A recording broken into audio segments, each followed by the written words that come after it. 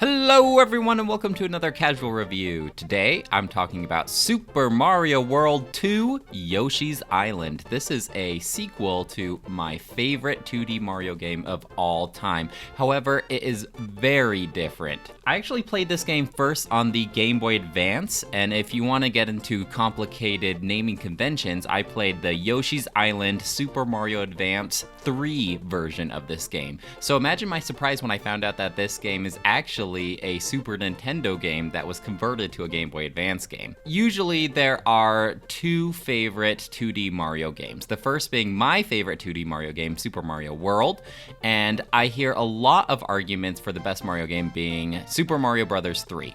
And I can definitely understand arguments for both. I like Super Mario World better, but I totally get why others might like Super Mario Bros. 3 better because it was just such a groundbreaking game in terms of 2D platformers. So I totally get it. Love both of the games. There is a vocal minority, however, who loves this Yoshi's Island game. And while I don't agree that Yoshi's Island is better than the previous two games that I mentioned, I still think it is a marvelous 2D Mario game. The plot goes fairly simple in terms of Mario games, but more than traditional 2D Mario games in the past. But basically, this is like a prequel to the Mario games, and a stork is delivering baby Mario and baby Luigi to their parents. Unfortunately, some shenanigans happen, and we lose baby Luigi to Kamek, who is Bowser's babysitter, Bowser's loyal servant, if you've seen the Mario Brothers movie. We lost baby Luigi, and baby Mario falls onto Yoshi's Island. So a group of Yoshis decides to help out baby Mario by taking him to Bowser's castle and rescuing baby Luigi. Yoshi has all his traditional moves. He can eat stuff and poop out eggs. He can ground pound. He can throw the eggs. He can do his little flutter jump. Basically what you come to expect in terms of Yoshi. However, this game was the first one that really fleshed out Yoshi. He made a previous appearance in Super Mario World. However, he wasn't as in-depth as he is in here. This is the first game that introduced the eating enemies and turning them into eggs and then throwing them around. And other traditional conventions of Yoshi. However, in this game, Yoshi still does not have his iconic Yoshi voice in this one. He just makes the sound effects from Super Mario World most of the time. Also, apparently he can turn into machines. This I never really understood, but you find these machines in these bubbles for certain levels, and they turn Yoshi into a helicopter. You can turn him into a train. You can turn it into this little mole digging thing.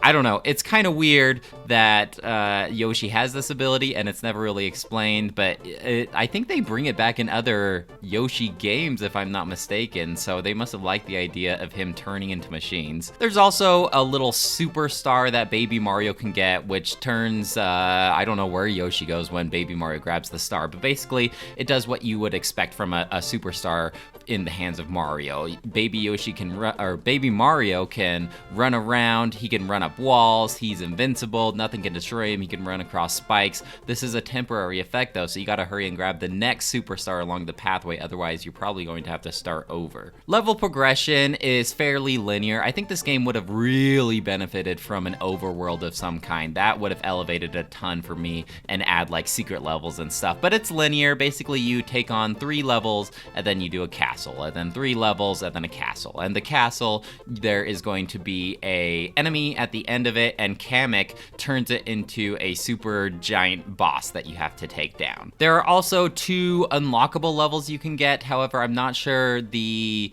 process of unlocking those. I know I've done it in the past, at least when I've been doing my Game Boy Advance playthroughs in the past, but I think it's tied to the amount of collectibles that you get in the level. So basically every time you play a level, you get graded at the end how well you performed, and what it's looking for is if you grabbed 30 stars or 20 stars, 20 red coins, and 5 happy flowers that are scattered throughout the level. So if you grab all of them, you're gonna get 100%, and I think if you get 100% on a certain amount of levels, then you unlock these 2 additional secret levels. However, I would grab the collectibles when I saw them, but I wouldn't go out of my way to get 100% for every single level. Usually my grade at the end of each level was 70 or 80, but hey, I mean, C's get degrees, right? So no big deal there. But if you did want to play those secret levels, I believe that's how you unlock them. Somebody in the comments, please correct me in how you get those 2 additional levels. I was just playing for it for fun. I wasn't doing a completionist run. So I had a fun time just grabbing collectibles on the way, but not actively seeking them out. There's a lot of interesting levels and ideas in this game. Like one, you're going sledding down an icy mountain, and another one has a bunch of these poofy hallucinogens floating all over the level, and if Yoshi touches one, then his eyes get all wide and the level starts getting all wavy and shaky. That one's pretty fun. There's one where you have to like push a rock around and like destroy enemies in your path. There's one where like giant chain chomps will fall from the sky. So every level, you're not really sure what the theme is going to be, but it's usually fairly fun and enjoyable. At the end of the level, you do have a chance of doing a bonus minigame in order to get some lives or some additional items, and you can use these items throughout the level. I always forget to use my items, by the way.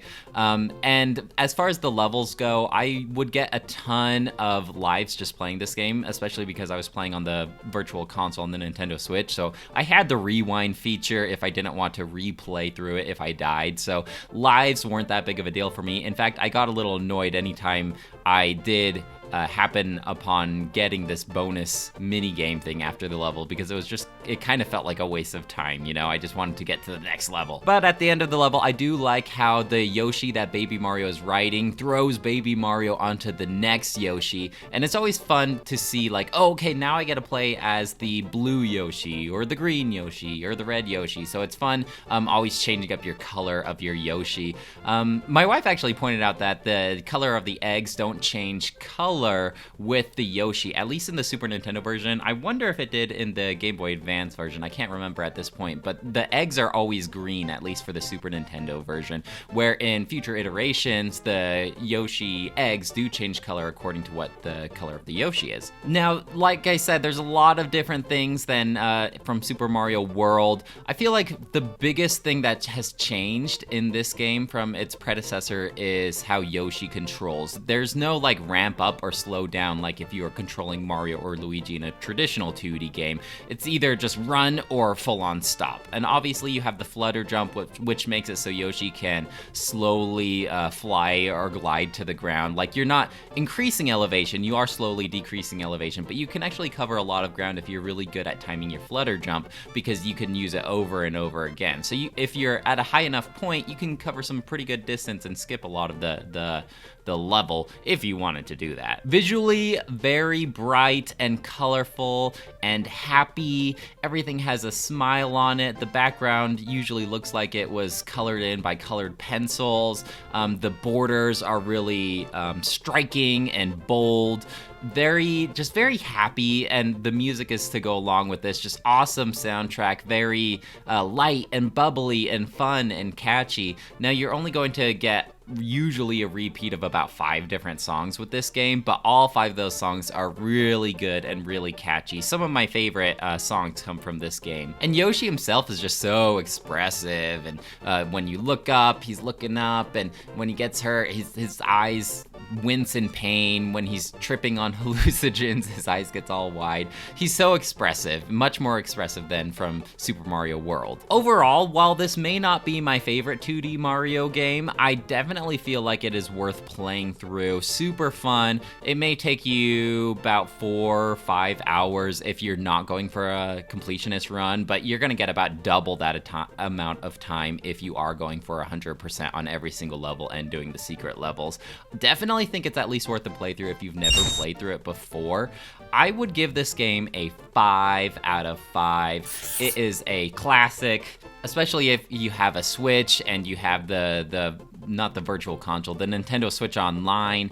If you've got the Nintendo Switch Online, give it a try. I think that you'll be pleasantly surprised if you're a fan of 2D platformers. Well, guys, that's it for me. Let me know if you have any questions or comments about Super Mario World 2, Yoshi's Island, and I'd love to hear what you have to say. Otherwise, I'll talk to you later.